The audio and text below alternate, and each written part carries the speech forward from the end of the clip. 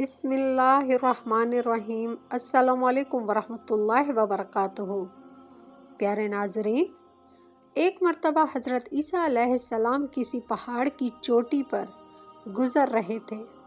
اس وقت ابلیس ان کے پاس آیا اور کہنے لگا کہ روح اللہ، یہ بتاؤ کہ کیا تمہارا رب اس بات پر قدرت رکھتا ہے کہ اگر تم اس پہاڑ کی چوٹی سے نیچے گر جاؤ تو وہ تمہیں بچا سکے؟ حضرت عیسیٰ علیہ السلام نے کہا کہ بالکل، میرے رب کو یہ قدرت حاصل ہے۔ ابلیس نے کہا، یہ بات حق اور سچ ہے اور آپ اپنے اس دعوے میں سچے ہیں، تو آپ اپنے آپ کو اس پہاڑ کی چوٹی سے نیچے گرا دیں۔ میں دیکھنا چاہتا ہوں کہ آپ کا رب آپ کو مرنے سے کیسے بچاتا ہے۔ حضرت عیسیٰ علیہ السلام نے محسوس کیا کہ شیطان انہیں ناجائز وسوسوں میں مبتلا کرنا چاہتا ہے، ان کے دل میں برے خیالات لانا چاہتا ہے، وہ ان سے اپنے رب کی نافرمانی کروانا چاہتا ہے۔ تو حضرت موسیٰ علیہ السلام نے شیطان سے کہا، کیا تو چاہتا ہے کہ میں اپنے رب کی آزمائش کروں؟ یہ ایک علیحدہ بات ہے کہ مجھے اس بات پر یقین ہے کہ میرا خدا میری حفاظت کرنے والا ہے۔ بے شک میرا رب ہر چیز پر قدرت رکھتا ہے۔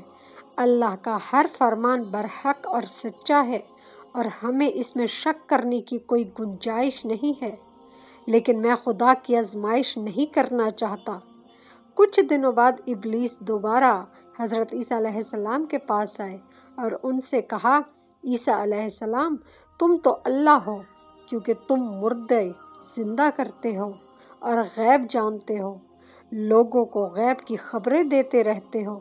حضرت عیسیٰ علیہ السلام نے اس کی بات کاٹتے ہوئے جواب دیا کہ اے شیطان، تو جھوٹ بکتا ہے، میں خدا کا صرف نیک بندہ ہوں۔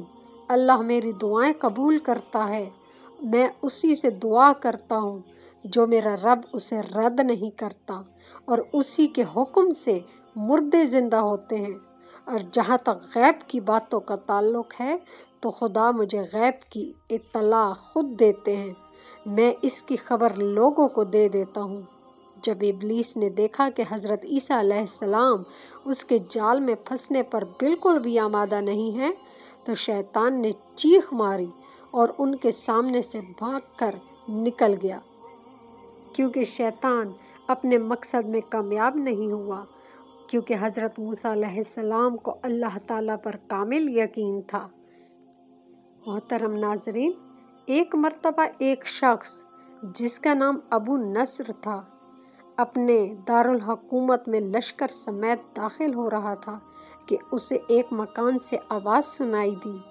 اس مکان سے ایک قاری کی آواز آ رہی تھی اور وہ قرآن پاک کی تلاوت کر رہا تھا۔ ابو نصر قرآن سننے کے لیے رک گیا۔ قاری نے دلسوز آواز میں سورہ آل عمران کی آیت نمبر 26 کی تلاوت کی، جس کا ترجمہ آپ کے سامنے پیش کر رہی ہوں کہ آپ کہہ دیں، اے اللہ، تو ہی مالک الموت ہے، تو جسے چاہے سلطنت عطا کرے اور جس سے چاہے سلطنت چھین لے، اور جسے چاہے عزت دے اور جسے چاہے ذلت دے۔ تمام بھلائی تیرے ہاتھ میں ہے، بے شک تو ہر چیز پر قدرت رکھتا ہے۔ جب اس ابو نصر نے قرآن مجید کی یہ آیت سنی تو اس کے دل پر گہرا اثر چھوڑ گئی۔ وہ یہ آیت سن کر کانپ اٹھا، گھوڑے سے اترا اور رکوع کیا، پھر سجدہ بجا لایا۔ کچھ عرصے بعد اس قاری کی وفات ہو گئی۔ اس کے ایک دوست نے خواب میں اس قاری کو دیکھا کہ خدا نے اسے جنت میں عظیم مقام عطا کیا ہے۔ اس نے قاری سے پوچھا کہ تجھے یہ مقام کس وجہ سے نصیب ہوا ہے؟ تو اس کے بدلے میں قاری نے جواب دیا کہ میں تو ایک بدکار اور گنہگار انسان تھا، میرے نامہ اعمال میں کوئی خاص نیکیاں نہیں تھیں، مگر اس کے باوجود خدا نے مجھ پر خصوصی کرم فرمایا، میرے اوپر رحم فرمایا اور مجھے یہ مقام عطا کیا ہے۔ اور خدا نے مجھ سے فرمایا ہے کہ تو نے دنیا میں ایک سلطان کو ہماری عظمت یاد دلائی تھی، اس کی وجہ سے ہم آج تجھ پر رحم کر رہے ہیں اور تجھے بلند مقام عطا کرتے ہیں۔ بے شک قرآن پاک میں اللہ تعالیٰ کا فرمان ہے کہ تم مجھے یاد کرو، میں تمہیں یاد کروں گا۔ پیارے ناظرین، ایک شہر جسے انطاکیہ کے نام سے جانا جاتا تھا، اس شہر کی لمبائی 12 میل تھی۔ اس میں انسانوں کا ایک بہت بڑا ہجوم رہتا تھا۔ لوگوں کی تعداد وہاں پر بہت زیادہ تھی، مگر وہ لوگ گمراہ اور ظالم تھے۔ وہ ستاروں اور بتوں کی پوجا کیا کرتے تھے۔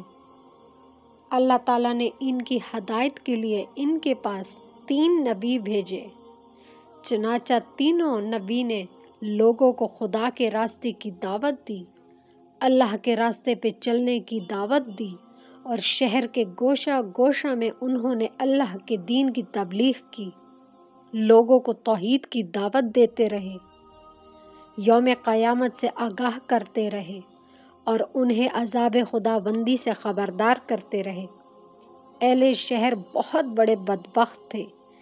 3 انبیاء کی مشترکہ تبلیغی کوششوں کا بھی ان پر کوئی خاص اثر نہ ہوا، اور پورے شہر میں سے صرف 40 افراد نے ہی اللہ تعالیٰ کے دین کو قبول کیا۔ شہر کے دوسرے لوگوں نے تینوں انبیاء کرام اور ان کے پیروکاروں کو پکڑ کر سخت اذیتیں دیں۔ اس شہر کے لوگوں نے ان تینوں انبیاء کرام اور ان کے پیروکاروں کو پکڑ کر ان کی گردنوں میں سوراخ کر کے رسیاں ڈالی گئیں۔ مگر اسی شہر میں ایک مرد مومن رہتا تھا جس کا نام خبیب النجار تھا۔ وہ انبیاء پر ایمان لایا تھا، لیکن وہ اپنے ایمان کو مخفی رکھتا تھا۔ وہ شہر میں بڑائی کا کام کرتا تھا۔ اسے جو مزدوری ملتی تھی وہ اس کو 2 حصوں میں تقسیم کرتا تھا۔ ایک حصہ اپنے اہل خانہ کو دیتا اور دوسرا حصہ مساکین اور غریب لوگوں میں تقسیم کرتا۔ جب حبیب النجار کو اس ظلم کا پتہ چلا تو انہوں نے اپنی قوم کو تبلیغ کرتے ہوئے کہا کہ اے میری قوم، ان اللہ کے رسولوں کی پیروی کرو، ان کی اتباع کرو جو تم سے کوئی اجر نہیں مانگتے، وہ راہ راست پر ہیں۔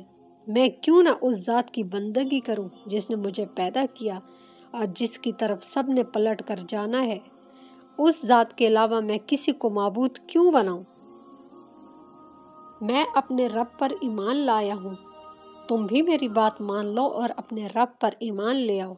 لیکن اس شہر کے ظالم لوگوں نے آپ کی کسی بات پر کان نہ دھرا، بلکہ یہ درندے اس نیک بندے پر اس طرح ٹوٹ پڑے کہ بیچارے کو اتنا مارا کہ اس کی آنتیں باہر نکل آئیں، پھر اس کا گلا دبا کر مار دیا اور اس کی لاش کو ایک کنویں میں ڈال کر مٹی میں ڈال دی گئی اور وہ کنواں اس کے مدفن بن گیا۔